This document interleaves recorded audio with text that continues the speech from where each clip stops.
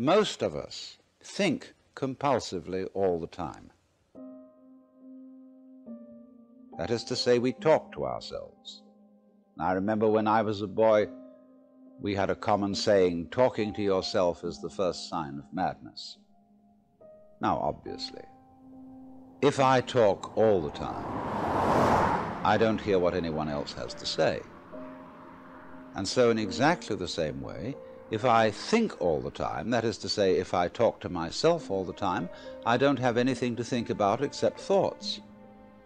And therefore I'm living entirely in the world of symbols, and I'm never in relationship with reality. All right, now that's the first basic reason for meditation. But there is another sense, and this is going to be a little bit more difficult to understand, why we could say that meditation doesn't have a reason or doesn't have a purpose. And in this respect, it's unlike almost all other things that we do, except perhaps making music and dancing.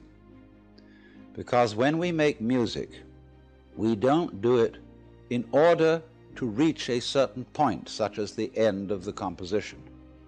If that were the purpose of music, to get to the end of the piece, then obviously the fastest players would be the best. And so likewise, when we are dancing, we are not aiming to arrive at a particular place on the floor, as we would be if we were taking a journey. When we dance, the journey itself is the point. When we play music, the playing itself is the point. And exactly the same thing is true in meditation. Meditation is the discovery that the point of life is always arrived at in the immediate moment.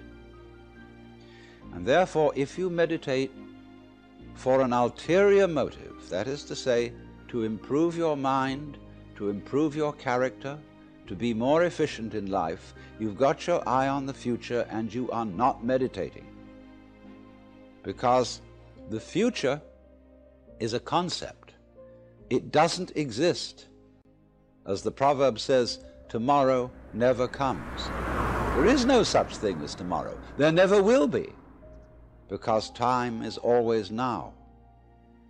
And that's one of the things we discover when we stop talking to ourselves and stop thinking. We find there is only a present, only an eternal now.